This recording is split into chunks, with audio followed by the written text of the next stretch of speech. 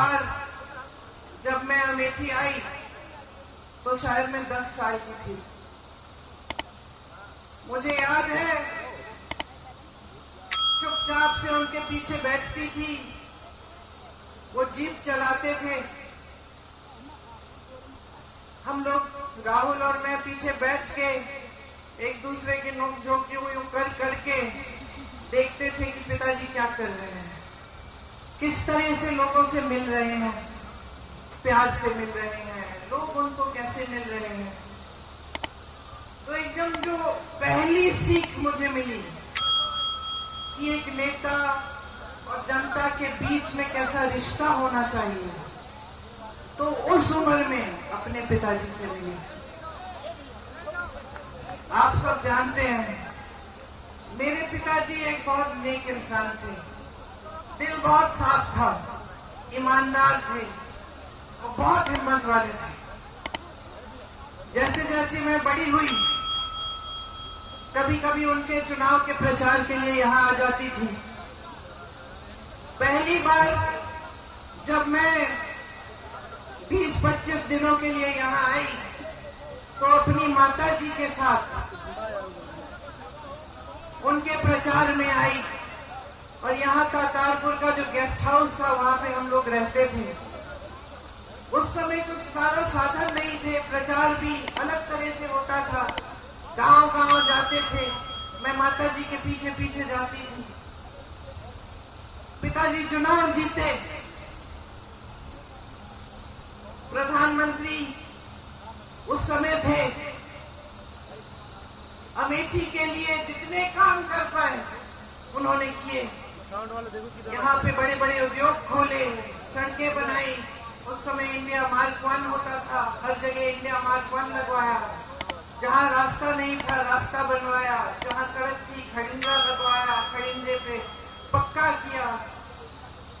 बार बार आते थे, अपनी जीप में बैठ के गांव गांव जाते थे, कभी आप सबसे डांट खा लेते थे, कुछ मांग थी आपकी वो पूरी नहीं हुई थी, शायद एक सड़क या एक नलका, आप डांट भी लेते थे, प्यार से आपकी डांट सुनते थे। ये सब बातें मैंने देखी।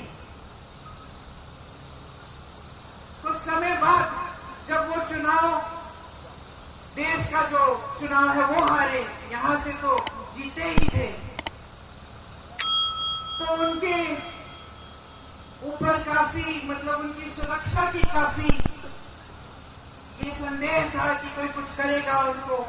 उनकी माता जी की हत्या हो चुकी थी, हम सब ने बचपन में वो देखा था, वो क्षण देखा था।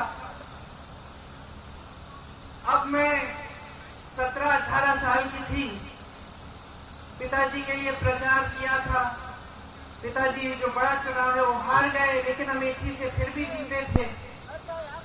सुरक्षा की बड़े सवाल थे। हफ्ते में 5 दिन व्रत रखती थी कि पिताजी सही सलामत घर आ जाए। एक बार तो मौन व्रत भी रखने लग गई। पिताजी ने कहा तुमने ना ये दिन क्यों, इतवार के दिन, उन्होंने कहा ये दिन क्यों चुना तुमने मौन होने के लिए, इसी दिन कुछ घंटे मिलते हैं तुमसे बात करने के, बाकी समय में काम करता रहता हूँ।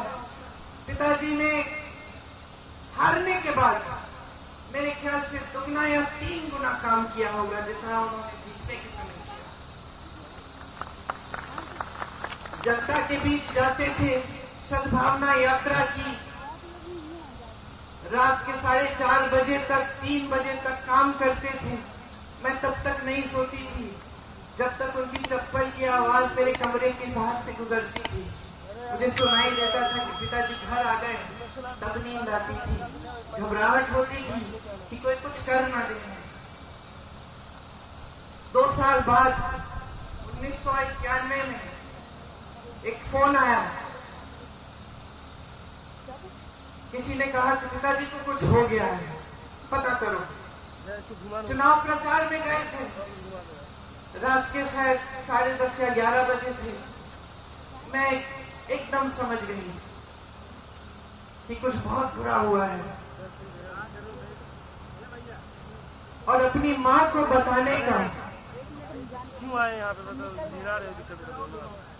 मतलब मुझे अपनी माँ को बताना पड़ा कि जिस शख्स के लिए वो अपना देश छोड़कर हमारे देश आई थी, जिसके प्रेम के लिए उन्होंने कई त्याग किए थे, हमारी संस्कृति सीखी, नए तरीके सीखे, इंदिरा जी से हमारी भारतीय सभ्यता सीखी, वो खत्म हो गए हैं। मैं उनके कमरे में गई और जब मैंने उनको बताया तो उनकी आंखों में जो मैंने देखा, जैसा एक अंधेरा सा छा गया। और मैं आपको ये बात बता सकती हूँ कि उस दिन के बाद मैंने अपनी माँ की हंसी कभी उस तरह नहीं सुनी जैसे जब हंसती थी जब पिताजी होते थे। मैं बहुत नाराज थी, देश से नाराज थी। मैंने देश को अपनी अमानत भेजी, अपने पिताजी दिए और देश में सुरक्षित नहीं रखे। मैं नाराज थी, दुखी थी। मैं सोचती थी कि मेरा दुख कोई समझ नहीं पाएगा, मेरे पिताजी वापस नहीं आए।